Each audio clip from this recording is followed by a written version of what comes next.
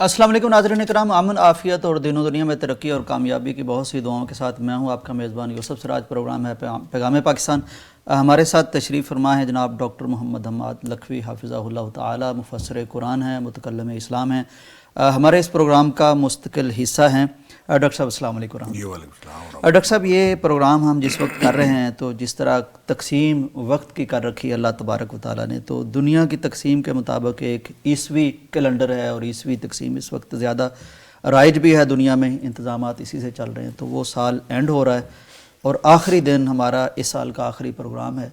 تو ڈاکٹر صاحب یہ تھوڑا سا جائزہ بھی لوگ لیتے ہیں مختلف، جب وقت کے حلقے ختم ہوتے ہیں دائرے سے اگلے دائرے میں داخل ہونا شروع کرتے ہیں، تو پاکستان کے حوالے سے ڈاکٹر صاحب اگر ہم دیکھیں تو کئی طرح کے حالات پاکستان کو درپیش رہے۔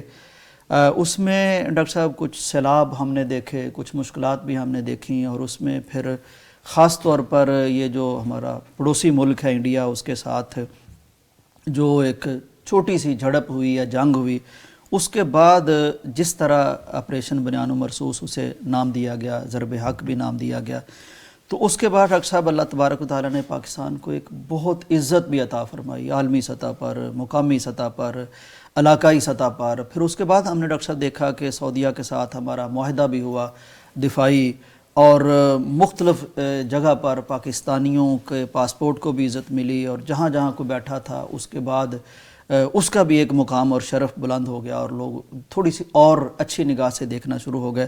تو اس طرح کا ملا جلا ڈاکٹر صاحب گزرا ہے پاکستان کا سال۔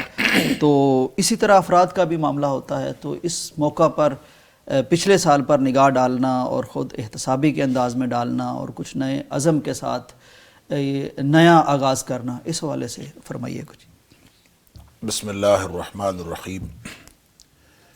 بہت اچھی بات ہے کہ اگر کوئی شخص اپنی خود احتسابی کے عمل سے گزرے جی، اور انفرادی اور اجتماعی طور پر اپنا احتساب کرتا رہنا چاہیے کہ ہم نے آگے کیا بھیجا ہے۔ قرآن بھی کہتا ہے یا ایھا الذین آمنوا اتقوا اللہ ولتنظر نفس ما قدمت لغد، کہ آگے کے لیے آپ نے بھیجا کیا ہے۔ تو وہ جو کچھ ہم نے کیا ہے اس کا جائزہ تو لیتے رہنا چاہیے۔ بالکل ٹھیک۔ لیکن یہ خاص طور پر یہ جو نیو ایئر کا جو کانسیپٹ ہے، میں سمجھتا ہوں یہ درست نہیں ہے، اور اس نیو ایئر کے کانسیپٹ کو جس طرح سے بنا لیا گیا ہے پوری اور دنیا سیلیبریٹ بلکہ کیا جاتا ہے، پوری دنیا میں ایک سیلیبریشن کا انداز، اور یہ میرا خیال ہے درست نہیں ہے۔ اور پھر اس کے اوپر بہت ساری شاعری کی گئی ہے، بہت سارے جو ہے وہ معاشرتی روایات قائم کی گئی ہیں، اور بہت کچھ اس کے اوپر جو ہے وہ بلکہ بعض لوگ خرافات میں بھی پڑ جاتے ہیں، فضول خرچی اور لائٹنگ، اور پھر یہ جو آخری تاریخ ہے اس کے اوپر پوری دنیا میں عجیب و غریب جو ہے وہ ایک مطلب اس کو خرافات کیا، اس سے بھی کوئی آگے کا لفظ ہو تو وہ بولنا چاہیے اس کے اوپر، کہ جو لوگ ہیپی نیو ایئر جس کو کہا جاتا ہے، اور پھر اس کو بنیاد بنا کے بہت کچھ کیا جاتا ہے۔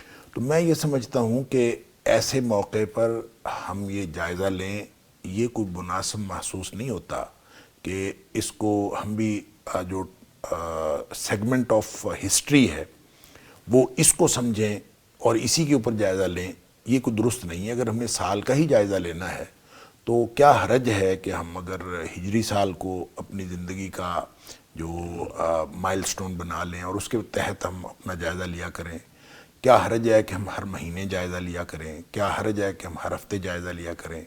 ہر روز سونے سے پہلے جائزہ لیا کریں؟ اس میں کیا حرج ہے؟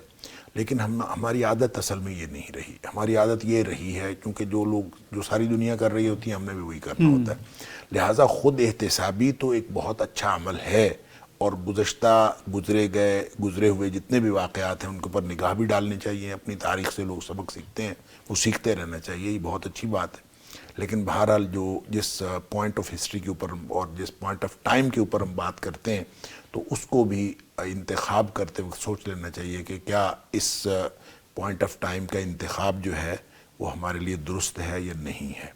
تو اس لیے میں اس تھوڑی سی ریزرویشن کے ساتھ تو میں یہ عرض کرنا چاہتا ہوں کہ اس جو گزشتہ سال کے جتنے ایونٹس ہوئے ہیں اگر ان کے اوپر ہم نگاہ ڈالیں تو ایک اوورال تو ہم یہ کہہ سکتے ہیں کہ ملی جلی بات ہے، اور ایک ہی خوشی اجتماعی طور پر ہم کہہ سکتے ہیں جو پاکستانی قوم کو ملی، وہ خوشی ہے یہ جو آپریشن بنیان و مرصوص میں۔ تو اس کے لیے بہرحال واقعی بہت اچھا ہوا، پوری دنیا میں پاکستان کا امیج بلند ہوا، اور ہونا بھی چاہیے. ہم ایک ایٹمی طاقت ہیں اللہ کے فضل سے، ہماری قوت ہے، ہماری قوت کا ایک کہ اس کی ایک دھاک بیٹھ گئی پوری دنیا میں. تو اللہ تعالیٰ مزید پاکستان کو مضبوط کرے اور مزید اس کو قوت عطا فرمائے. لیکن میں یہ سمجھتا ہوں کہ اس کو پاکستان کو باقی دنیا سے کٹ کر ہمیں نہیں سوچنا چاہیے. ہمارا اپنا گھر جو ہے، یہ پوری ملت اسلامیہ ہمارا گھر ہے، اس میں یہ جو چھوٹی چھوٹی تقسیم کر لی گئی ہے، اور اس میں ملک پاکستان ہمارا ملک ہے، ہمارا گھر ہے، نو ڈاؤٹ.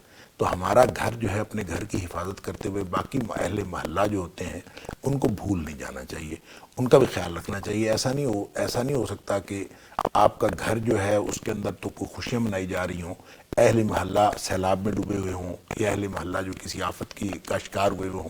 تو بہرحال ہم جس محلے میں یا جس عالمگیر بستی کے اندر ہم رہتے ہیں اس میں مسلمانوں کے ساتھ کیا کیا کچھ نہیں ہوا، اور مسلمان جسد واحد کی طرح ہوتے ہیں. اور مسلمان جسد واحد کی طرح ہوتے ہیں. چلیں ہم وہ کانسیپٹ جو نبی پاک صلی اللہ علیہ وآلہ وسلم نے ہمیں دیا تھا، وہ تو ہم نے نیشن سٹیٹ بنا کے ان پولیٹیکل ریاستوں کی وجہ سے، ان سیاسی ریاستوں کی وجہ سے، سیاسی تقسیم، وہ تو شاید ہم گواہ بیٹھے ہیں.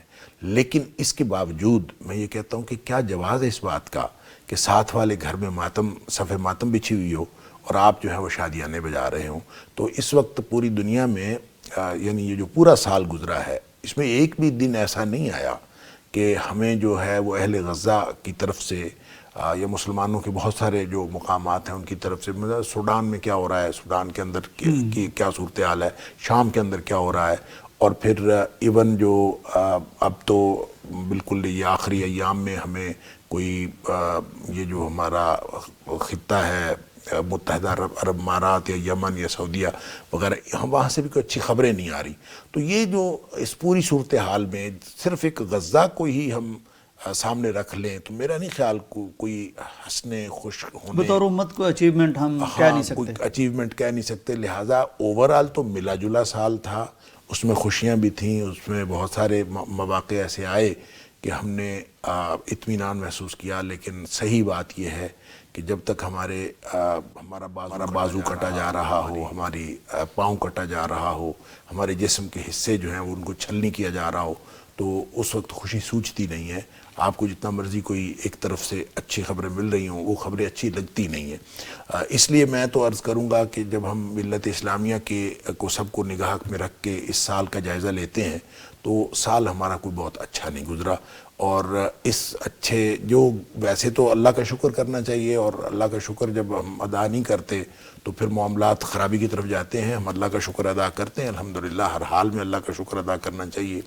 لیکن جب ہم وہ تصویریں دیکھتے ہیں، میں تو اب بھی سردی آ گئی ہے اور سردی میں وہاں بارشیں اور مختلف صورتحال، اوپر سے بمباری جاری، تو وہاں کی جب اب جو سوشل میڈیا پہ تصویریں آتی ہیں میں تو ان کو دیکھ نہیں سکتا. اور یقین کریں میں نے شاید کوئی بھی تصویر سامنے آئی ہے میں نے فوراً آگے کر دی، دعا جو ہو سکتی ہے وہ کرتے ہیں.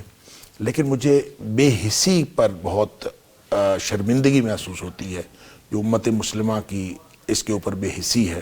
دیکھیں جب یہ ایشو ہائی لائٹ ہوا تھا پوری دنیا میں تو ہم کیا کر سکتے تھے؟ دو باتیں، دو کے علاوہ ہم کبھی کر ہی نہیں سکتے. ایک دعا، اور دوسری جو چیز ہم کبھی کر سکے ہیں وہ یہ ہے کہ ہم ان کی جو مصنوعات ہیں ان کا بائیکاٹ کرتے ہیں. بڑا ہم نے زور اس کے اوپر دیا کہ بائیکاٹ کر لیا جائے، کچھ نہ کچھ ہم اس میں. اب یہ بائیکاٹ والا جو سینس ہے وہ بھی ختم ہو گئی ہے. اب بڑے بڑے جو اس کاز کے لیے میدانوں میں نکلنے والے اور باہر نکلنے والے، ان کی بھی آپ خوشی شادی غم میں چلے جاتے ہیں کسی بھی فنکشن میں تو الحمدللہ وہاں پہ ساری وہ پروڈکٹس موجود ہیں جن کے بائیکاٹ کے لیے ہم نے لوگوں کو گلے پھاڑ پھاڑ کے تقریریں کرتے دیکھا. اور جو لوگ تقریریں کر رہے تھے انہی کے فنکشنز کے اندر اب کوئی پرواہ کسی کو کچھ نہیں ہے. سو مچ سو کہ میں ایک فنکشن میں گیا ہوں اور وہاں جو کولڈ ڈرنکس سرو کی گئیں وہ ظاہر ہے وہ کسی نیشنل جو انٹرنیشنل کسی کمپنی کی تھیں جن کا اسرائیل کے ساتھ تعلق ہے. تو اب لوگوں نے جو ہے وہ جو ہی وہ ویٹرز رکھتے جا رہے تھے تو لوگ جو ہیں اس کا لیبل پھاڑ پھاڑ کے اس کو رکھ رہے تھے کہ کم از کم اپنی وہ جو شرمندگی ہے وہ ٹال رہے تھے. اور ایسے ہی میں نے بھی کیا، یعنی وہ سامنے آئی، میں نے کہا پینی تو ہم نے نہیں ہے لیکن یہ سامنے پڑی ہوئی ہے. تو بالکل اسی طرح مجھے محسوس ہوا جیسے نبی کریم صلی اللہ علیہ وسلم نے فرمایا تھا کہ جس دسترخوان پہ شراب چنی ہوئی وہاں پہ بیٹھ کے کھانا نہ کھاؤ. یہ اگرچہ حلال چیز ہے، سب کچھ ہے، لیکن دیکھیں مجھے تو اس میں سے سمیل آتی ہے غذا کے خون کی، اور آپ لوگوں کو نہیں سمیل آتی، کسی کو کچھ نہیں ہوتا، تو بس ٹھیک ہے، پھر یہ بے حسی ہے، یہ انتہا ہے. تو اگر آپ جائزہ لیں تو مجھے لگتا ہے کہ with the passage of time ہم بے حس ہوئے، یعنی بہت سینسٹیوٹی تھی، لوگ سینسٹائزڈ تھے، لوگوں کو کا جذبہ بھی تھا، اور لوگ دعائیں بھی کرتے تھے، سب کچھ تھا. لیکن میرا خیال ہے with the passage of time حالات جو ہیں وہ خرابی کی طرف گئے ہیں، اور ہمارا جو جسد واحد کا جو کانسیپٹ ہے اس کے اندر خرابی پیدا ہوئی ہے. باقی جو انڈیویجولی ہم ایز اے کنٹری پاکستان کو دیکھیں تو بہرحال ایسے ہی محسوس ہوتا ہے کہ ہم انٹرنیشنل لیول پہ بہتر ہوئے. ڈاکٹر صاحب، یعنی وقت گزرنے کے ساتھ ساتھ تھوڑا سے احساس مدھم پڑ جاتے ہیں. یعنی غزہ کی بات آپ نے کی، ظاہر وہ تو ایک امت کے جسد پر رشتہ ناسور ہے، ہر وقت یعنی اس کی اذیت محسوس ہوتی ہے، سوائے اس کے کہ جب آپ کے ذہن میں وہ چیز نہ ہو. ڈاکٹر صاحب، اسی طرح ہم نے دیکھا کہ ایک بہت بڑے سیلاب کا بھی پاکستان کو سامنا رہا. میں اگلی بات یہی کرنے لگا تھا تو اب ڈاکٹر صاحب وہ سردی میں ہیں اور ان کے کئی گھر نہیں بنے. یہی میں کہہ رہا ہوں کہ اس وقت تو بڑا جذبہ تھا، جیسے وہ جذبہ تھا وہ بھی مان پڑ گیا اور with the passage of time ختم ہو گیا. اور اسی طرح یہ جو سیلاب والا تھا، جس وقت تو سیلاب آیا ہوا تھا اس وقت ہم دیکھتے تھے کہ بہت ساری جو سرکاری غیر سرکاری تنظیمیں جو ہیں وہ میدان میں تھیں اور سب کچھ کر رہی تھیں، اور جیسے جیسے وقت گزرتا گیا لوگ ان کو بھولتے گئے. اور اب جو ہے شدید سردی ہے، لوگوں کے پاس گھر نہیں ہے، اور بہت جو لوگ ان علاقوں میں رہتے ہیں کہ جو وہاں گئے ہیں، اور وہ ہماری پیغام ٹی وی کی ٹیم الحمدللہ وہاں پہ کام کر رہی ہے، اور ان کے ذریعے سے جو خبریں آ رہی ہیں تو بہت زیادہ ضرورت ہے. اور جیسے جیسے یہ شدید سردی میں جن لوگوں کے پاس گھر نہیں ہے، تو میرا خیال یہ ہے کہ اس مشکل میں ان لوگوں کی زیادہ مدد کرنی چاہیے تھی. لیکن آہستہ آہستہ وہ جیسے آپ نے کہا جذبات ماند پڑ جاتے ہیں. تو اوورآل جو ہماری امت مسلمہ پہ، ہمارے پاکستانی قوم پہ جو مصیبتیں نازل ہوئی ہیں، مجھے لگتا ہے مصیبتیں زیادہ ہے، خوشیاں کم. ناظرین اکرام، دنیا کی حقیقت کچھ ہے بھی اسی طرح کہ یہاں مصیبتیں زیادہ ہوتی ہیں، خاص طور مومن کے لیے خوشیاں کم ہوتی ہیں. لیکن وہ جو ہماری دینی ذمہ داری ہے، یعنی اس میں ڈاکٹر صاحب نے بڑی توجہ دلائی ہے. اور واقعتاً یعنی اس اعتبار سے دیکھیں تو یہ سال کچھ ہمارا سر نگوں کر گیا ہے، تھوڑی شرمندگی اور بڑھ گئی ہے. اور ظاہر ہے یہ بڑے لیول کی باتیں ہیں، یہ امت لیول کی باتیں ہیں. تو یہ بڑے بڑے ممالک، ان کا اسلحہ، ان کی فوجیں، ان کے عزائم، ان کے ارادے، ان کی تیاری، اس سے اس کا حل نکلنا ہے. عوام بیچارے دعا کرتے ہیں، روتے ہیں، کچھ مدد بھیج دیتے ہیں. تو دونوں طرف توجہ کرنے کی ضرورت ہے. خاص طور پر یہ آپ کے اپنے ملک میں جو سیلاب متاثرین ہیں ان کو بھی سردی لگ رہی ہے، ان کے بچے بھی بھوکے بیٹھے ہیں، تو ان کی طرف بھی ضرور توجہ کیجیے. غزہ کے بچوں کے لیے بھی دعا کیجیے. بریک کا وقت ہے، واپس آتے ہیں. ناظرین ویلکم بیک ٹو پیغام پاکستان. ڈاکٹر صاحب، پاکستان کی جو بڑی خبریں ہیں ان میں سے ایک خبر PIA کی نجکاری بھی ہے. پہلے بھی ایک دفعہ اس کی کوشش کی گئی پرائیویٹائزیشن کی، لیکن میرے خیال مطلوبہ ہدف مکمل نہیں ہو سکا، تو اس وقت تو روک دی گئی تھی. اب کہ یہ کہتے ہیں کہ 135 بلین روپے کی بولی لگی ہے اور بڑی کامیاب بولی رہی. تو یہ عارف حبیب کارپوریشن کی طرف سے ڈاکٹر صاحب بولی لگائی گئی اور انہوں نے یہ جیت لی. تو اس حوالے سے ڈاکٹر صاحب یعنی ہمیشہ سے دو طرح کے ذہن پائے جاتے ہیں. کچھ لوگ کہتے ہیں کہ چیزیں قومی آنی چاہیے، حکومت کو کرنا چاہیے. کچھ کہتے ہیں نہیں، حکومت کاروبار کرنے کے لیے نہیں ہوتی. خاص طور پر ہمارے جیسے ممالک کی حکومتوں میں تو بے جا مداخلتیں اور پھر جعلی بھرتیاں، ادارے ڈوبتے ہی جاتے ہیں. تو کچھ لوگ پریشان بھی ہیں کہ اتنا بڑا ایسٹ تھا تو اس کو بیچ ڈالا گیا. کچھ لوگ کہتے ہیں چلیں وہ قومی جو بوجھ تھا یا جو اس میں کرپشن ہو رہی تھی یا جو نااہلی تھی وہ ختم ہوگی. تو آپ کی رائے کیا ہے؟ دیکھیں، اچھائی کے اور بہتری کے امکانات تو ہیں. ٹھیک. جب کوئی بھی چیز پرائیویٹ سیکٹر میں جاتی ہے تو پرائیویٹ سیکٹر میں تجربہ یہی ہے اور تاریخ یہی کہتی ہے کہ اس کی پرفارمنس بہتر ہو جاتی ہے. اس کی وجہ یہ ہوتی ہے کہ اس کو پھر لوگ جو ہے اپنا سمجھتے ہیں اور اپنا سمجھ کے پھر اس کے اوپر محنت بھی کرتے ہیں اور اس محنت کے نتیجے میں اس کی پرفارمنس جو ہے وہ بہتر ہوتی ہے. جب یہ گورنمنٹ کی ہوتی ہے سرکاری تو اس کو کوئی اپنا نہیں سمجھتا. اور اس کو میں یہ سمجھتا ہوں جتنی حکومتیں آئی ہیں ان میں سے کسی ایک کا کیا نام لینا، جتنے آئے ہیں سب نے پی آئی اے کے اندر اپنا اپنا حصہ ڈالا ہے، اور سال ہر سال میں پچھلی کئی دہائیوں میں. تو پی آئی اے کا بیڑا ایک دن میں غرق نہیں ہوا، اور اس کا بیڑا غرق کرنے میں گورنمنٹ کا ہی کردار ہے، اور جتنی حکومتیں آئی ہیں سب کا کچھ نہ کچھ حصہ ہے. اب کوئی چیز بہتری ہو جائے، بہتری کے امکانات ہیں، توقع رکھنی چاہیے، ہو بھی شاید جائے گی، لیکن کیا کوئی چیز بیچ کے خوش ہونا چاہیے؟ آپ کی ایک چیز چلی گئی، آپ کے ہاتھ سے چلی، آپ کا ایسٹ تھا، اب وہ نہیں رہا، وہ اس کی پرفارمنس بہتر ہو جائے یہ اور بات ہے. اس کی شرائط کیا ہیں، اس کی کیلکولیشن کیا ہے، اس کی کیلکولیشن کے اوپر بھی بہت سارے اعتراضات آ رہے ہیں کہ وہ جو بہت سستی جو ہے وہ بیچ دی گئی ہے، پیسے جو ایسٹس ہیں وہ کہیں زیادہ ہیں. یہ تو ایک جہاز کی قیمت نہیں ہے، یہ چند جہازوں کی قیمت نہیں ہے، جو بھی کچھ ہو رہا ہے. لیکن میں یہ کہتا ہوں ان ساری کیلکولیشن سے قطع نظر ایک آپ سیدھا حساب ایک عام آدمی کی دیکھیں کہ آپ کوئی چیز بیچ دیتے. دیکھیں ہمارے ایک پروفیسر صاحب ہیں ریٹائرڈ، بہت خوشحال ہے ماشاءاللہ. تو میں ایک دفعہ ان کے پاس گیا تو میں نے ایسے ہی پوچھا، میں نے کہا آپ کی بزنس وغیرہ کیا، ماشاءاللہ آپ بڑے اچھے خوشحال. اس نے کہا کچھ نہیں، چند پراپرٹیز ہے میری. اور وہ والد صاحب نے ایک بات سمجھائی تھی، انہوں نے کہا کہ میرے والد صاحب نے ایک بات سمجھائی تھی کہ جو کچھ ایک دفعہ خرید لینا نا کبھی بیچنا نہیں ہے زندگی میں. ٹھیک. کہتا بس صرف میں نے اس کے اوپر عمل کیا ہے کہ اپنی کوئی چیز کبھی بیچی نہیں ہے. اچھا. تو اس کا نتیجہ یہ ہوا ہے کہ میں آج خوشحال ہوں، میری پراپرٹیز ہیں بہت ساری اور میں خوشحال ہوں. تو اپنا گھر آپ بیچتے جائیں گے، اپنی پراپرٹیز اور اپنے اثاثے بیچتے جائیں گے، یہ نیگیٹو اپروچ ہے، کبھی بھی اس کو پازیٹیو نہیں کہا جا سکتا. میں نے کہا بہتری آ جائے یہ الگ بات ہے. ڈاکٹر صاحب ایسے کہتے ہیں کہ دنیا کی کئی ایئر لائنس ہیں جو پرائیویٹ ہی ہیں. وہی پرائیویٹ ہونی چاہیے ادر دین گورنمنٹ. ایک تو نہیں وہ کہتے ہیں ان کی قومی طرز کی جو ہے نا. بھائی میں یہ کہتا ہوں کہ جب بنی تو اس وقت اس کی فارمیشن طے ہوتی ہے نا. جب بنی تو اس وقت فارمیشن ناکامی تو ہے، اب نہیں چلا سکے، ناکامی ہے، بیچنی پڑی، ناکامی ہے. اور پھر ناکامی ہے کہ ہم نے عروج سے ہم نیچے آئے ہیں. نہیں ہم تو کہاں تھے جی، کہاں تھے، اور دنیا کو ہم نے بتایا کہ ایئر لائن کیسے بناتے ہیں، اور پھر ہم اس سے نیچے آئے ہیں. اور اس کے اسباب جو بھی ہیں چائنا بھی شامل ہے، بہرحال ہم نے اپنا ایک ایسٹ گوا دیا ہے. اور وہ گوا کے گیا کس کے ہاتھ میں ہے یہ بھی ایک الگ سٹوری ہے. اور آپ سوشل میڈیا پہ دیکھ رہے ہیں کہ کتنی سٹوریز چل رہی ہیں. تو جو کانسپریسی تھیوریز ہیں ان کے اوپر تو نہ ہمیں کان دھرتے ہیں نہ کچھ، لیکن بہرحال پاکستان کے ایک ایسٹ پرائیویٹ ہاتھوں میں چلا گیا ہے. یہ کوئی خوشی کی بات نہیں ہے، کوئی شادیانے بجانے والی بات نہیں ہے. پاکستان کا ایسٹ پاکستان کا ہی رہتا. اگر ہم اس ملک کو اپنا گھر سمجھتے ہیں، اور اپنا گھر سمجھنا چاہیے، میں نے پہلے بھی کئی دفعہ اسی پروگرام میں بات کی ہے کہ اونرشپ کا مسئلہ ہے پاکستان میں. کوئی بندہ اس ملک کو اپنا نہیں سمجھتا. اگر ہم اس کو اپنا سمجھیں تو یہ سڑکیں بھی ہماری اپنی ہیں، یہ ادارے بھی ہمارے اپنے ہیں. ہر چیز کو صاف رکھنا ہم اسی طرح صاف رکھیں جس طرح ہم اپنے گھر کو صاف رکھتے ہیں. ہم اپنے گھر کے لاؤنج میں کوئی کوڑا نہیں پھینک سکتے تو باہر گلی میں پھینک دیتے ہیں. اس کا مطلب اس کو اپنا نہیں سمجھتے.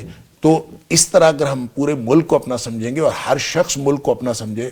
جب حکمران حکومت میں ہوتے ہیں تو وہ بھی اپنا نہیں سمجھتے، وہ بھی لوٹ مار کی ایک انتہا کر دیتے ہیں. اور جو شخص جس منصب پہ بیٹھتا ہے یہ ہر ایک کی اپنی اپنی کہانی ہے.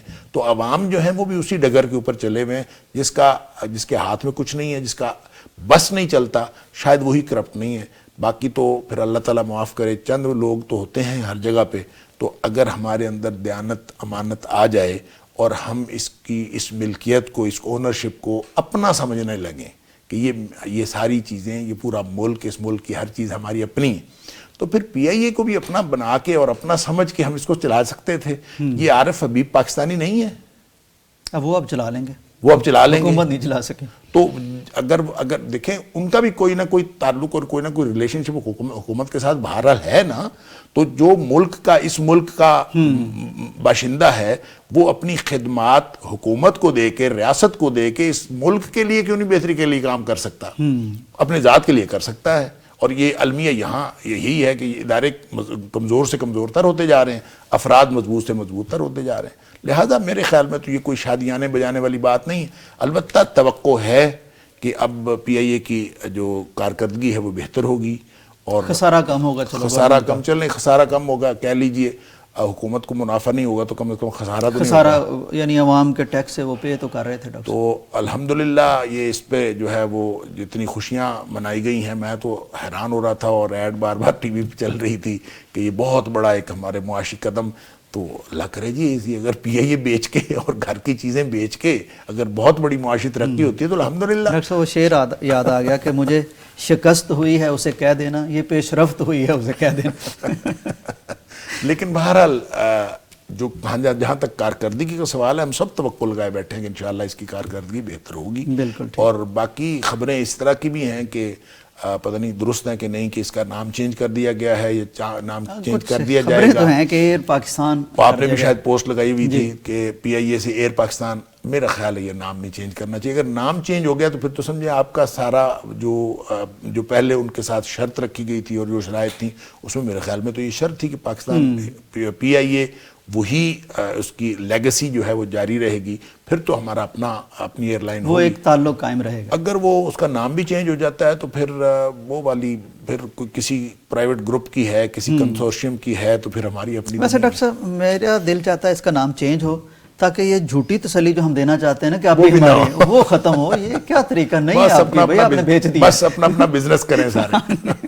صحیح ہے ڈاکٹر صاحب کافی زیادہ اس پر بات ہوتی رہی اور قوم ڈرتی رہی، لرزتی رہی کہ بسنت جو ہے 25 سال سے نہیں منا رہے تھے، اور بڑی کوشش کرنے والوں نے کی بھی تھی کہ پرامن طریقے سے بغیر خونی ہوئے، بغیر جانوں کا اتلاف ہوئے منائی جا سکے، لیکن ناکام رہے۔ 25 سال سے بند تھی۔ اس حکومت نے بہرحال یہ کہا ہے اور کہا کہ کر کے دکھائیں گے۔ کچھ چھوٹے موٹے واقعات، چھوٹے موٹے تو نہیں کہنا چاہیے، جان تو ایک بھی قیمتی ہے، 2 3 4 واقعات ایسے ہوئے مختلف جگہ پر۔ تو اچھا اس میں بھی ڈاکٹر صاحب یعنی جو ادارے ہیں گورنمنٹ کے، ان کے کوارڈینیشن کی بڑی کمی نظر آئی۔ کوئی کہتا تھا ڈور پھر گئی ہے، کوئی کہتا نہیں یہاں سے حکومت پھر گئی، اپنی ڈور پھری۔ تو اس طرح کی باتیں، بہرحال ڈاکٹر صاحب یہ 6 7 اور 8 فروری کو نوٹیفیکیشن جاری ہو گیا ہے، بسنت تو منائی جائے گی، تو اب دعا ہی کرنی چاہیے، کیونکہ سمجھانے والے سمجھاتے تو رہیں کہ یہ نہ کیا جائے، اللہ کرے یہ پرامن رہے۔ ہم نے اس پہ پہلے بھی بات کی تھی، جب کوئی پازیٹیو کام کرنے کو نہ رہے تو پھر اس طرح کے نیگیٹو کام کر لینے چاہیے۔ بسنت منانے سے حکومت کو، پاکستان کو، ریاست کو، عوام کو، کسی کو کیا فائدہ ہوگا؟ اس میں کسی کا کوئی فائدہ بڑی انرجی لگ رہی ہے اس میں، بڑی یعنی سوائے ایک فضول حرکت کے، اور وہ فضول حرکت بھی خوفناک فضول حرکت ہے جو لوگوں کی جانیں لے سکتی ہے۔ اور ابھی 6 7 8 فروری کو مہینے سے بھی زیادہ باقی ہے، اور ڈور پھرنے کے واقعات شروع ہو گئے۔ اور جیسے جیسے یہ قریب آئے گا اور پتہ نہیں کتنی جانیں یہ لے گا، اور اگر ایک جان بھی جاتی ہے تو بہرحال میں تو سمجھتا ہوں کہ جن لوگوں نے نوٹیفیکیشن کیا ہے اس کا مقدمہ ان کے اوپر ہونا چاہیے، یا تو یہ بھی طے کر لیں، ہاں یہ طے کر لینا کہ اس کا ذمہ دار کون ہوگا۔ اگر کسی کی جان جائے گی تو اس کا ذمہ دار کون ہوگا؟ تو مسئلہ تو یہ ہے کہ جو ریاست جو ماں جیسی ہوتی ہے، جو ماں کی طرح حفاظت کرتی ہے، عوام کی حفاظت کرتی ہے، اس نے عوام کو تو حالات کے رحم و کرم پر چھوڑ دیا، تو کم از کم ایسے حالات تو نہ پیدا کرے جس سے عوام جو ہے وہ بچ ہی نہیں سکتے ہوں بیچارے۔ اب دیکھیں پاکستان کے اندر، اور خاص طور پہ لاہور کے اندر، پورے پاکستان میں ہی موٹر سائیکل ایک سستی سواری ہے، اور لوگ جو ہیں وہ موٹر سائیکل اوپر، لاہور کے اندر بھی ایک عام آدمی گاڑی نہیں افورڈ کرتا اس کو موٹر سائیکل، لیکن موٹر سائیکل کے اوپر اب 2 طرح کے جو عذاب مسلط ہو گئے ہیں۔ ایک تو یہ چالان والا عذاب ہے، اور اس نے اگرچہ ٹریفک کے بہت سارے معاملات بہتر کیے ہیں، لیکن اتنا زیادہ فائن جو ہے وہ تو یہاں یہ واقعہ بھی ہوا کہ کسی نے اپنے موٹر سائیکل کو آگ لگا دی۔ اب میں آج کوئی ایک سوشل میڈیا پہ دیکھ رہا تھا کہ وہ کار والا تھا، اس کو 5,500 روپے، تو اس نے قمیض اتار کے عجیب سا چلان کیا۔ ڈاکٹر صاحب میاں چنو کی ایک ویڈیو سامنے آئی ہے، اس پر نوٹس بھی لیا ہے اعلیٰ حکام نے، وہ تھا بھی اس کے پاس ہیلمٹ لٹکا ہوا تھا، چھوٹی چھوٹی 2 بچیاں تھیں۔ اب مطلب ایک میاں چنو کو اتنا بڑا شہر بھی نہیں ہے، تو وہ جا رہے تھے، تو جب ان کا چلان کیا اور خاصا چلان کیا تو وہ بچیاں بڑی رو پڑی، ان کے کوئی ڈائلاگ بھی بڑے دلوں کو نرم کرتے رہے، تو پھر اعلیٰ حکام نے اس کا نوٹس بھی لیا۔ مطلب کبھی تنگ بھی کرتے ہیں، اگر ہے بھی ہیلمٹ تو پھر وہ بچیوں کی عجیب و غریب جذباتی باتیں سامنے آئی۔ تو بہرحال میرا کہنے کا مطلب یہ ہے کہ یہ بسنت منا کے ہم کون سا ہدف حاصل کرنا چاہتے ہیں؟ 25 سال بعد ایک خوفناک چیز جو ہے اس کے اوپر مٹی گرد پڑی ہوئی تھی، تو پڑے رہنے دیتے، دفن ہوئی تھی، تو اس کو خام خواہ زندہ کرنا، اور زندہ کر کے اب دیکھیں یہ ہر سال تماشا لگا کرے گا، اور ہر سال جو ہے وہ جانیں ضائع ہوا کریں گی، اور پھر جو یہ حکومت رہے یا نہ رہے، کوئی نئی حکومت آ جائے تو وہ ان سے بہتر حکومت آئے یا بدتر حکومت آئے، یہ عذاب تو سر پہ مسلط ہو گیا ہمیشہ کے لیے کہ بسنت تو منانی ہے۔ اور پھر بسنت صرف لاہور میں نہیں ہوتی، پھر دوسرے شہر بھی اپنی اپنی تاریخیں رکھتے ہیں جی کہ ہم نے بھی منانی ہے، اور پھر ایک پورے پاکستان کے اندر ایک بسنت کے نام پر ایک ایسا تماشا ہوتا ہے جس میں کئی جانیں ضائع ہو جاتی ہیں۔ تو دیکھیں جانیں اگر ضائع نہ بھی ہوں، ایک میں بات کرتا ہوں، اس سے فائدہ فضول خرچی تو ہے، فضول خرچی ہے، ابھی کوئی کہہ رہا تھا کہ جناب ان کو پابندی، لیکن ہر کوئی اپنا ڈاکٹر صاحب وہ ابھی بتا رہے تھے کہ جو انٹینا ہے وہ 2500 کا ہو چکا ہے جو حکومت نے کہا کہ لازمی لگوانا ہے. ہاں ماشاءاللہ سب کمائیں گے اور مرے گا وہ جو عوام ہے، جو بیچارہ جو اپنی مزدوری کے لیے گھر سے نکلتا ہے، جو موٹر سائیکل پہ بیٹھتا تھا، وہ مرے گا بھی، اور وہ خریدے تو دونوں طرح مرے گا، دونوں طرح مرے گا، یا اس کی جیب پہ ڈاکہ ڈلے گا یا پھر اس کی جان جائے گی. تو لہٰذا یہ ہوش کے ناخن لینے چاہیے. ہم نے تو اس دن بھی کہا تھا کہ اس کو ختم کر دینا چاہیے. اتنے سیانے لوگ پاکستان میں موجود ہیں، میں امید کرتا ہوں کہ پنجاب گورنمنٹ میں بھی بڑے سیانے اور بڑے اچھے دماغ موجود ہیں، تو وہ کم از کم یہ کوئی تو ہو، الیس منکم رجل الرشید، کہ تمہارے اندر کوئی ایسا آدمی نہیں ہے جو یہ مشورہ دے کہ اس نوٹیفیکیشن کو واپس لے لیں اور نہ لوگوں کے اوپر ایسی ہولناکی اور خوفناکی جو ہے مسلط کریں کہ جس میں لوگوں کی جانیں ضائع ہو جائیں. بالکل صحیح. ناظرین کرام، اب سمجھ نہیں آتی کہ بسنت کو خوشی کے ساتھ بھی جوڑتے ہیں، لیکن اس کی کیفیت یہ ہے کہ ابھی یہ دور ہے جیسے ڈاکٹر صاحب فرما رہے تھے، لیکن عوام اب بھی کانپ رہے ہیں. یوں لگتا ہے جیسے کوئی اپنا ہمارا وہ کٹ جائے گا، کوئی گر جائے گا. تو ڈاکٹر صاحب فرما رہے تھے کہ وہ ان میں رجل رشید نہیں ہے، تو اس میں ایک شخص تھا، اس کا نام تھا جب وہ وزیر اعلیٰ تھے پنجاب کے، شہباز شریف صاحب، انہوں نے خود پابندی لگائی. اب وہ پرائم منسٹر ہو گئے ہیں تو اب پنجاب میں یہ کام چلنا چاہ رہا ہے. تو بہرحال انہوں نے اگر پابندی لگائی تھی سوچ سمجھ کے لگائی ہوگی. اب وہ پرائم منسٹر ہیں، دوبارہ سے غور کر لیں. مریم نواز صاحبہ بھی غور کر لیں، ان کے چچا تھے، تو فیملی بھی وہی ہے، حکومت بھی وہی ہے. یہ تجربہ دوسری طرح کرنا چاہ رہے ہیں. نہیں چچا ہیں، اور پابندی لگانے والے چچا تھے. میں عرض کر رہا ہوں جی، اب بھی وہ ہیں، اب بھی وہ اپنا رول پلے کر سکتے ہیں، رول پلے کر سکتے تو اپنا رول پلے کریں اور کوئی کم از کم یہی اس کو ختم کریں. گھر کی بات ہے تاکہ عوام کو سہولت ملے. بریک کا وقت ہے، واپس آتے ہیں. ویلکم بیک ٹو پیغام پاکستان. ڈاکٹر صاحب بڑے دلچسپ ریمارکس دیے ہیں جائز صاحب نے. یہ جسٹس ملک شہزاد ہیں. کیس ان کے سامنے ڈاکٹر صاحب آیا کہ ایک پلاٹ کا شاید کوئی رولا تھا، پلاٹ کوئی خریدنا چاہ رہا تھا، یہ بیچنا نہیں چاہ رہے تھے. تو اس کے بعد مقدمہ یہ بتایا گیا کہ وہ آئے اور انہوں نے یہاں جو جانور کھڑے تھے ان کو آگ لگا دی. تو ضمانت قبل از گرفتاری کے لیے رجوع کیا جائز صاحب سے. تو جائز صاحب نے پوچھا پولیس سے کہ یہ کیسے ہوا ہے. تو بہرحال وہ انکاری تھے، لیکن انہوں نے کہا کہ یہ بتائیں کہ جانور جلائے گئے ہیں کہ نہیں جلائے گئے. وہ کہتے خول تو وہاں نہیں تھے. تو پھر بات ہوئی کہ جی وہ جب پوچھا کہ جلائے ہیں کہ نہیں، انہوں نے کہا کہ قرآن پر حلف دے چکے ہیں کہ ہم نے جانور نہیں جلائے. یہاں سے بڑا ایک دلچسپ جملہ جائز صاحب نے بولا کہ اگر قرآن کے مطابق قانون ہوتا اور اس پر عمل ہوتا تو جیلیں خالی ہوتی. تو یعنی قرآن کا ایسا استعمال ڈاکٹر صاحب کہ وہ جانور جلائے گئے ہیں. اس قرآن میں تو کیا کہا گیا کہ ہر جان بھی قیمتی ہے اور نرمی کی بات اور رحم دلی کی بات. تو یہ عجیب سا معاملہ ہے. ڈاکٹر صاحب کیا سمجھتے ہیں آپ، قرآن پر عمل ہو تو واقعی جیلیں خالی ہو سکتی؟ اللہ اکبر. دیکھیں بات یہ ہے کہ قرآن تو ہم سب جانتے ہیں کہ قرآن ہے، اور جج صاحب بھی جانتے ہیں کہ قرآن ہے، لیکن قرآن کا جو اصول عدل ہے اس کو بھی جاننا چاہیے کہ قرآن کا اصول عدل کیا ہے. تو قرآن کا اصول عدل یہ نہیں ہے کہ جو مدعی ہے وہ قسم اٹھا دے یا مدعا علیہ قسم اٹھا دے اور یہاں سے کیس شروع ہو. یعنی مدعا علیہ جس کے اوپر کیس کیا گیا ہے وہ قسم اٹھا سکتا ہے، لیکن یہ اس صورت میں ہے اگر مدعی کے پاس کوئی ثبوت نہ ہو، کوئی دلیل نہیں ہے، اس کے پاس کوئی دلیل نہیں ہے. اگر مدعی کے پاس ثبوت ہے تو بات قسم پہ قرآن پہ جاتی ہی نہیں. مطلب یہ دلائل دے رہا ہے تو وہ آگے سے قسم یعنی اس کا پتہ ہے کہ اس کی قسم پہ بات نہیں جاتی. لہٰذا یا تو ایک پہلی بات تو یہ ہے کہ مدعی جو ہے وہ قسم نہیں دے سکتا، نمبر 1. نمبر 2 یہ ہے کہ جب مدعی کو ثبوت دینے ہوتے ہیں اور اگر وہ ثبوت دے تو مدعا علیہ سے قسم نہیں لی جاتی. لہٰذا ان کا خیال یہ تھا جج صاحب کا کہ اگر صرف ہم قسم پہ فیصلے کرنے شروع کر دیں تو میں نہیں یہ سمجھتا کہ ان کا خیال یہ ہے کہ قرآن کے مطابق فیصلے ہونے شروع ہو جائیں تو اس طرح ہو جائے گا. نہیں، ان کا خیال یہ تھا کہ اگر لوگ جو قرآن اٹھاتے ہیں تو قرآن اٹھانے کے مطابق، ان کے قرآن اٹھانے کو سچا سمجھ کے اس کے مطابق فیصلے کرنے شروع کر دیں تو پھر کوئی بھی مجرم نہیں رہے گا. ہر شخص قسم اٹھا کے نکل جائے گا. قانون کی طرف تو آئیں گے، قانون کی طرف کوئی نہیں ہے. ان کا کہنے کا مطلب یہ تھا، اور یہ بات ہے بھی درست، اس لیے کہ قرآن نے یہ کب کہا ہے کہ یا نبی کریم صلی اللہ علیہ وسلم نے کیا اصول عدل دیا ہے کہ کوئی شخص قسم اٹھا کے اس میں سے نکل جائے؟ نہیں، قسم اس وقت ہے جب کوئی ثبوت موجود نہ ہو، مدعی نے دعویٰ کیا ہو، اس کے پاس کوئی ثبوت موجود نہ ہو، کوئی دلیل، کوئی شہادت موجود نہ ہو، تو پھر مدعا علیہ قسم اٹھا کے اس میں سے نکل سکتا ہے۔ لیکن ایسی صورت جو ہے وہ جب ثبوت کی موجودگی میں یہ نہیں ہوتا۔ اس لیے جج صاحب کے یہ جو ریمارکس ہیں یہ اس اعتبار سے درست ہیں کہ اگر قرآن کی قسموں کو عدالت جو ہے وہ اس کو انڈورس کرنے لگے اور عدالت اس کے مطابق فیصلے کرنے لگے تو پھر کوئی قیدی نہیں بچے گا، ہر مجرم قسم اٹھا کے نکل جائے گا۔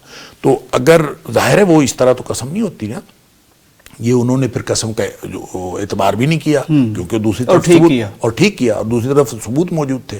تو چونکہ اصول عدل یہ ہے قسم پہ بات اس وقت آتی جب کوئی ثبوت موجود نہ ہو، تو ثبوت کی موجودگی میں کوئی قسم اٹھائے، 10 قسمیں بھی اٹھائے تو اس کی کوئی حیثیت نہیں ہے۔ ڈاکٹر صاحب یعنی یہ کیسا رویہ ہے ہمارا قرآن مجید کے ساتھ؟ وہ جو میں بھی بات کر رہا تھا کہ رحم اور دوسروں کی حق تلفی سے بچنا اور دوسروں پر ظلم سے بچنا، یعنی وہ تو قرآن میں جو لکھا اس پہ تو توجہ نہیں ہے، لیکن یہ جانور جلانے کے بعد حلف دینے کے لیے قرآن کی طرف ہم آ جاتے ہیں۔ دیکھیں قرآن میں کیا لکھا ہے، کس کو کیا مطلب، یعنی کون سا مسلمان ہے جس کو کوئی مسئلہ ہے کہ قرآن میں کیا لکھا ہے؟ یعنی آپ دیکھیں 90% لوگ تو قرآن پڑھتے ہی نہیں، اور جو پڑھتے ہیں ان میں سے 90% قرآن سمجھتے نہیں، اور پھر جو سمجھتے ہیں پھر اس کے اوپر عمل کرنا جو ہے، جن کو اللہ تعالیٰ توفیق دیتا ہے وہ عمل کرتا ہے۔ قرآن عمل کرنے کی کتاب تھی، ہم نے پڑھا بھی نہیں، سمجھا بھی نہیں۔ اور دیکھیں جب کوئی نو مسلم، خاص طور پہ یہ جو ڈیولپڈ کنٹریز کے مسلم نئے کنورٹ ہوتے ہیں، مثلا جاپان کے یا یورپ کے یا امریکہ کے لوگ مسلمان ہوتے ہیں، اور ان کو اگر یہ خبر مل جائے کہ کوئی مسلمان ایسا ہے جو قرآن کو نہیں سمجھتا اور قرآن کو سمجھ کر نہیں پڑھ سکتا، وہ اتنے حیران ہوتے ہیں کہ یہ مسلمان کیسے ہیں۔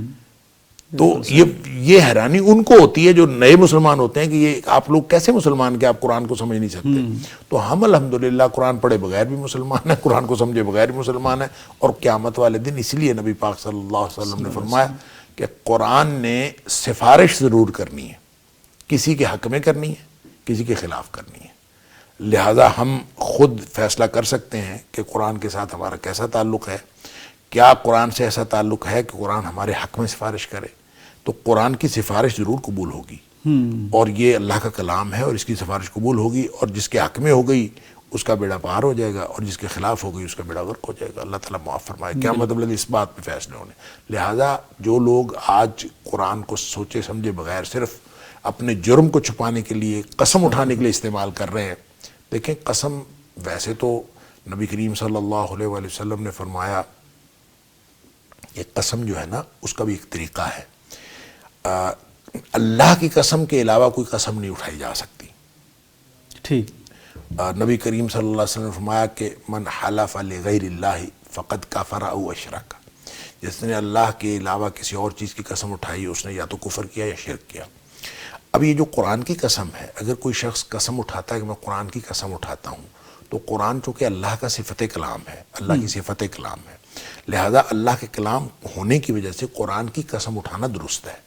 لیکن قرآن کو اٹھا کے دے میں قرآن اٹھا رہا ہوں، اس کی تو کوئی حیثیت نہیں ہے۔ ٹھیک، یعنی آپ سمجھے کہ میں نے یہ قرآن اٹھایا ہوا ہے تو اب میری بات کو سچ سمجھ لیا جائے، تو قرآن کو فزیکلی اٹھانا اٹ مینس نتھنگ، اس کی کوئی حیثیت نہیں ہے۔ یہ صرف ایک جاہلوں کا کام شروع ہوا ہے کہ پاکستان میں یہ کہتے میں نے تو قرآن اٹھا لیا تھا۔ تو قرآن کو فزیکلی اٹھا لینے سے کوئی قسم جو ہے اس کے اوپر لاگو نہیں ہوتی۔ ڈاکٹر صاحب اگر کوئی کہتا ہے کہ یہ یعنی قرآن اللہ کا کلام ہے تو میں اس کو گواہ بنا رہا ہوں، میں قسم اٹھا رہا ہوں، ہاں میں اللہ کے کلام کو گواہ بنا رہا ہوں، اللہ کے کلام کی قسم اٹھا رہا ہوں، یہ ہے اصل بات۔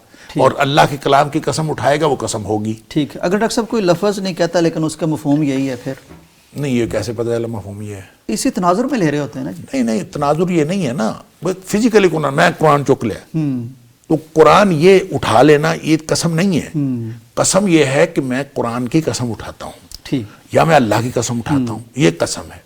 لہٰذا اگر اٹھانے کے ساتھ وہ کوئی ایسا لفظ بولتا ہے جس کا مطلب یہ ہے کہ وہ قرآن کی قسم اٹھا رہا ہے پھر ٹھیک ہے، لیکن اگر ایسا کچھ نہیں ہے تو مطلقاً قرآن کو اٹھانے سے تو کوئی قسم نہیں ہوتی نا. صحیح. تو لہٰذا یہ ہمارے پاکستان میں بر صغیر میں یہ قرآن کو اٹھانے کا یہ کانسیپٹ ہے, اور قرآن کو اٹھا کے ہم تو صرف سر پہ سایہ کر کے برکت لے لیتے ہیں. یعنی ذمہ داری ادا ہو گئی. جو قوم صرف قرآن کو جزدان میں اور غلاف میں پڑے پڑے صرف اٹھا کے سر پہ یوں سایہ کر کے برکت لے لے, اس کو آپ اندازہ کریں کیسے سمجھا سکیں گے کہ قسم کا کیا مطلب. بالکل صحیح. اچھا ڈاکٹر صاحب, یہ ہمارے ہاں کئی دفعہ شاعری میں یا ویسے بھی نوجوان کہہ رہے ہوتے ہیں آپ کے سر کی قسم, فلاں کی قسم, ماں کی قسم, تو یہ ٹھیک نہیں ہے. نا, بالکل غلط ہے.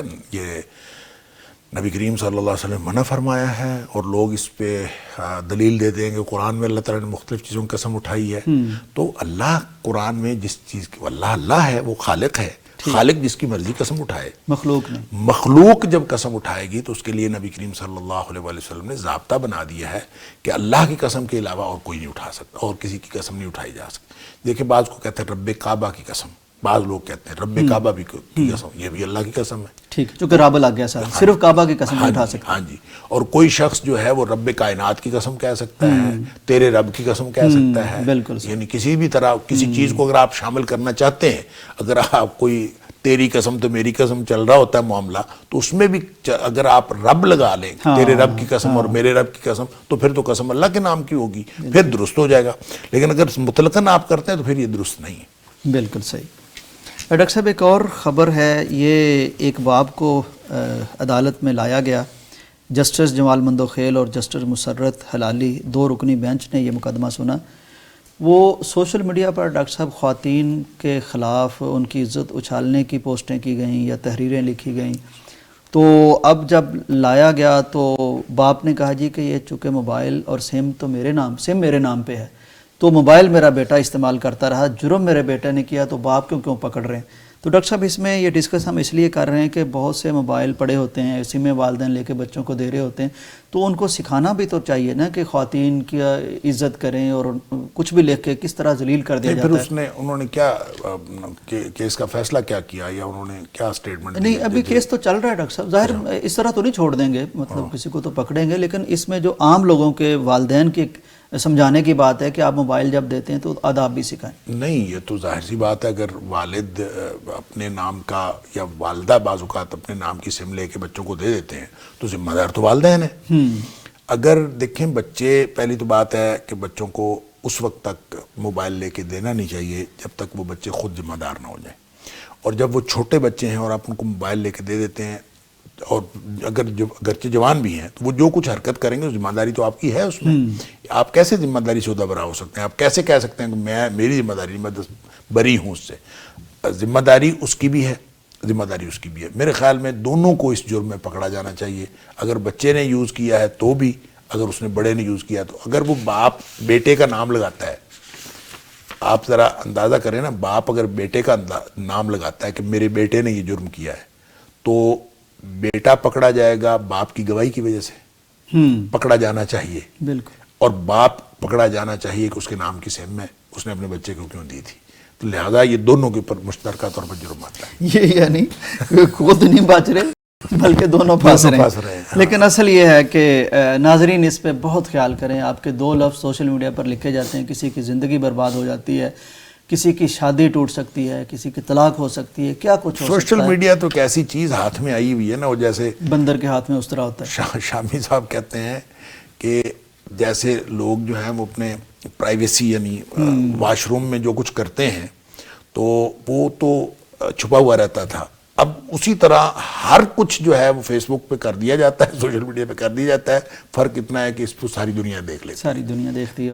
ڈاکٹر صاحب, یہ ایک بڑی عجیب و غریب خبر ہے جو مطلب اگر یہ ٹھیک ہے تو اس سے ثابت ہوتا ہے کہ جس کے پاس جتنا اختیار ہے, جتنی طاقت ہے, وہ ملک پاکستان میں کس طرح اثر انداز ہوتے ہیں. اور ساتھ ہی ڈاکٹر صاحب یہ بھی ثابت ہوتا ہے کہ اس طرح طاقت کے استعمال کو ایک دفعہ تو آپ کر سکتے ہیں استعمال, لیکن اس کے بعد آپ کا وہ وقار ختم ہو جاتا ہے. ڈاکٹر صاحب, معاملہ اس طرح ہے, پچھلے دنوں ایک پوڈ کاسٹ سامنے آیا, ایک ڈاکٹر علی زین ہے, یہ ڈیفنس میں ان کا شاید کوئی کلینک ہے, تو یہ ڈاکٹر ہیں نظر کے ڈاکٹر. ان کے پاس ایک پیشنٹ آیا, اس کا انہوں نے علاج کیا, 6/6 کہتے ہیں علاج ہو گیا, لیکن کچھ دیر لگتی ہے دماغ کو آنکھوں کے ساتھ سنکرونائز ہونے میں.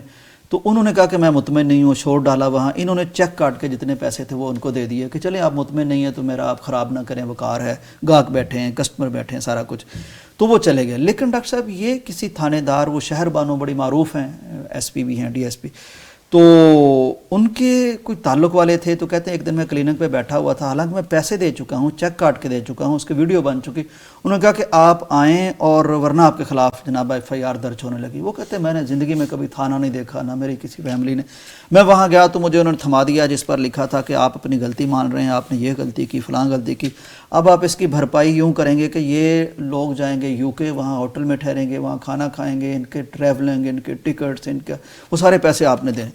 تو 14 لاکھ روپے ڈاکٹر صاحب اس سے لے لیے۔ تو پھر کوئی اور بھی مطالبہ ہوا، وہ کہتا ہے کہ وہاں جا کے انہوں نے چیک کروایا ہے، کوئی غلطی بھی میری نہیں نکلی، چلو یو کے جا کے کوئی ڈاکٹر بتا دے کہ میری غلطی، تو مجھ سے یہ سلسلہ بند کیا جائے جو پیسوں کا ایسے ہی شروع کر دیا گیا۔ تو اس پر ڈاکٹر صاحب یعنی اب ڈاکٹر کو بھی وہ کوئی کہہ رہے ہیں پتہ نہیں کچھ، دونوں طرف کا موقع سامنے آ رہا ہے، لیکن ڈاکٹر صاحب اگر ہمارے پاکستان میں اس طرح ہو رہا ہے تو یہ تو بہت خوفناک ہے۔ دیکھیں ڈاکٹرز کے خلاف اکثر ہم دیکھتے ہیں کہ جو مریض یا مریض کے جو بعض اوقات ان کی اللہ نخواستہ کوئی وفات وغیرہ ہو جائے تو پھر اس کے لواحقین بہت شور مچاتے ہیں، ڈاکٹروں نے یہ کر دیا، ڈاکٹروں نے یہ کر دیا۔ ڈاکٹروں کا کردار کیسا ہے ہم اس کے اوپر بات نہیں کرتے، ہم اس وقت اس ایشو پر بات کر رہے ہیں کہ کوئی ڈاکٹر کے خلاف اگر کوئی کیس ہو تو اس کو کیا کرنا چاہیے۔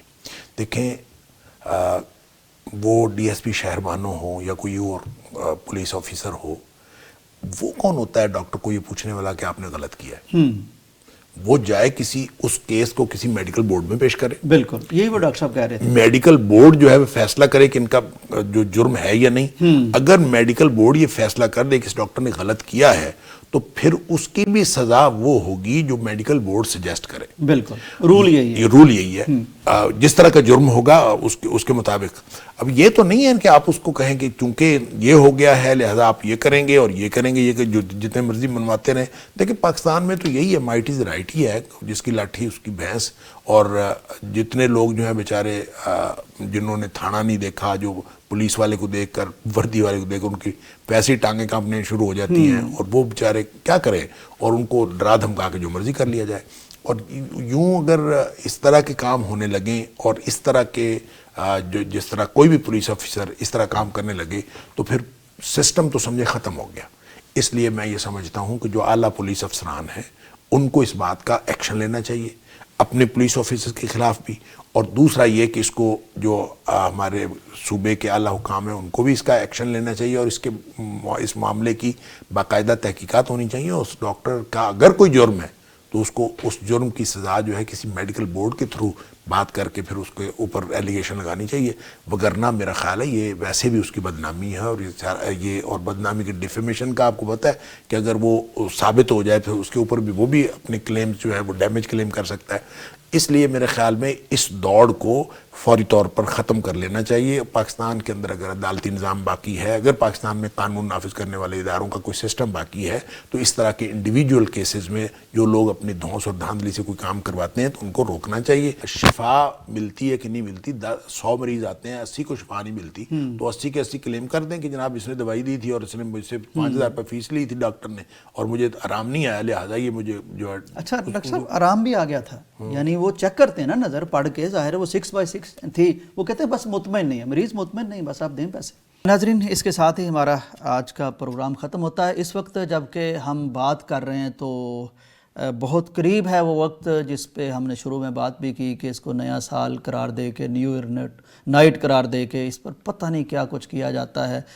یہ مسلمانوں کا ملک ہے، اسلام کے نام پر بنا، یہاں مسلمان رہتے ہیں، مسلمانوں کی راتیں ویسی ہی ہوتی ہیں جیسی نبی صلی اللہ علیہ وسلم کی راتیں تھیں۔ حکومت نے بھی اجازت دے دی ہے لبرٹی میں آتش بازی کی، تو یہ پیسہ عوام کا پیسہ ہے، آتش بازی مسلمانوں کا نہ شعار ہے نہ شیوا ہے، تو اور اس سے نقصان بھی ہوتے ہیں. بسنت کی ہم نے بات کی، آتش بازی کی ہم نے بات کی. یہ چیزیں ہماری نہیں ہیں، ان کا کوئی فائدہ نہیں ہے، اس کا نقصان ہی ہوتا ہے، اور یہ پیسہ بڑا قیمتی ہے، اس کا حساب دینا پڑے گا.